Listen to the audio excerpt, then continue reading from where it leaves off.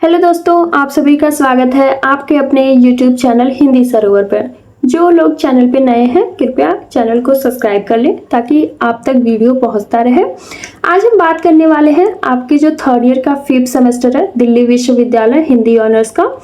तो उस पर डिस्कशन करेंगे कि आपके जो कोर पेपर लगे हुए हैं 5th सेमेस्टर में क्या क्या आपको पढ़ना है। तो आइए देखते हैं। इसमें पहला आपको पढ़ना है यहाँ पे काव्यशास्त्र। काव्यशास्त्र के अंदर आपको यहाँ पे 4 यूनिट्स लगे हुए हैं, जिसमें पहले यूनिट में आपको अरस्तु, यहाँ पे अरस्तु के अनुकरण सिद्धांत और विरेचन सिद्धांत और त्रासदी का सिद्धांत आपको पढ़ना है। अगले जो विचारक हैं वो है लोंजाइनस। लोंजाइनस का आपको उद्दान सिद्धांत पढ़ना है। यहाँ पे जो सेकेंड यूनिट है उसमें आपको लगे हैं वर्ड्सवर्थ और कॉलरिज, जिसमें उनकी कविता और काव्य भाषा संबंधित मान्यताएं पढ़ना है और कॉलरिज का कल्पना सिद्धांत पढ़ना है। अगले हैं यहाँ पे टी.एस. इलियट, जिनका परंपरा और व्यक्तिक प्रज्ञा को पढ़ना है और अगला नैर्व्यक्तिकता का सिद्धांत आपको पढ़ना है। आइए आगे देखते हैं थर्ड यूनिट। इसमें आपको स्वच्छंदतावाद, यथार्थवाद और संरचनावाद, इन तीनों का आपको सामान्य परिचय पढ़ना है। आगे आपका फोर्थ यूनिट है जिसमें काव्य के उपादान है, जैसे बिंब, प्रतीक, विसंगति, विडंबना, मिथक, फैंटेसी। आपको इनका भी सामान्य परिचय पढ़ना है क्योंकि इसमें से आपको कहीं ना कहीं टिप्पणी में लिखने के लिए आ जाते हैं। कभी ना कभी लॉन्ग प्रश्न जो होते हैं आपके आते हैं, उसमें भी पूछा जाता है। अब हम आगे देखेंगे। आपका जो अगला कोर पेपर है वो लगा है आधुनिक हिंदी कविता। तो आधुनिक हिंदी कविता के अंतर्गत आपके इसमें भी 4 यूनिट है, जिसमें पहले कवि नागार्जुन है, जिसमें उनकी जो कविता आपको पढ़ना है वो है सिंदूर तिलकित भाल, उनको प्रणाम दुखरन मास्टर। अगले हैं गिरिजा कुमार माथुर, जिनकी 2 कविताएं आपको पढ़ना है। पहला है 15 अगस्त, दूसरा है हम होंगे कामयाब एक दिन। अगला है आपका जो सेकेंड यूनिट, उसमें है आज्ञा। आज्ञा की आपको 3 कविताएं लगी हैं। पहला यह दीप अकेला, कल की बाजे की और नदी के द्वीप। इसी में आपको रघुवीर सहाय को पढ़ना है, जिसमें इनकी कविता रामदास और दयावती का कुंबा, ये आपको 2 कविताएं पढ़नी है इनकी।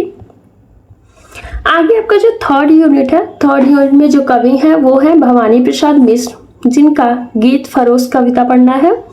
और अगली कविता है चकित है दुख, आपको पढ़ना है। और तीसरी इनकी कविता है बुनी हुई रस्सी। अगले जो यहाँ पे कवि है वो है जगदीश गुप्त, जिनकी आपको 3 कविताएं पढ़नी है। पहला है सच हम नहीं सच तुम नहीं, दूसरा वर्षा और भाषा, तीसरा आस्था। ये 3 कविताएं आपको पढ़नी है। अगली जो फोर्थ जो यूनिट है आपका, उसमें जो कवि है पहला है केदारनाथ सिंह, जिनकी आपको यहाँ पे कविताएं पढ़नी है 3। एक है सुई और तांगे के बीच में, दूसरा है पानी की प्रार्थना और तीसरा अंत महज एक मुहावरा है।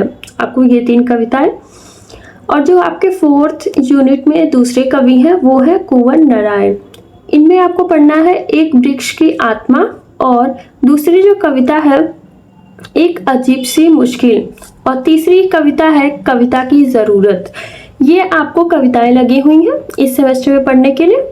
4 यूनिट है। आप जो कविता है और जो यहाँ पे कवि है उनका नाम याद रख लीजिएगा। आगे देखते हैं आपका जो अगला कोर पेपर है वो क्या है। तो अगला कोर पेपर है आपका हिंदी आलोचना।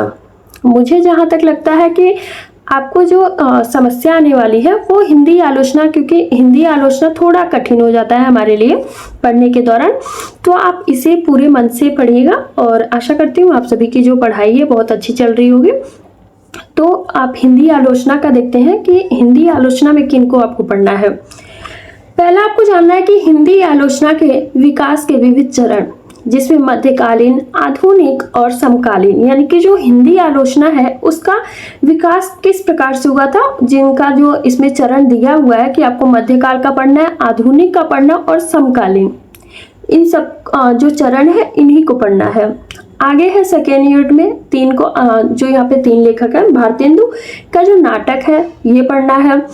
आचार्य रामचंद्र शुक्ल का काव्य में लोक मंगल की साधनावस्था को पढ़ना है। अगले हैं प्रेमचंद, जिनका साहित्य का उद्देश्य पढ़ना है आपको।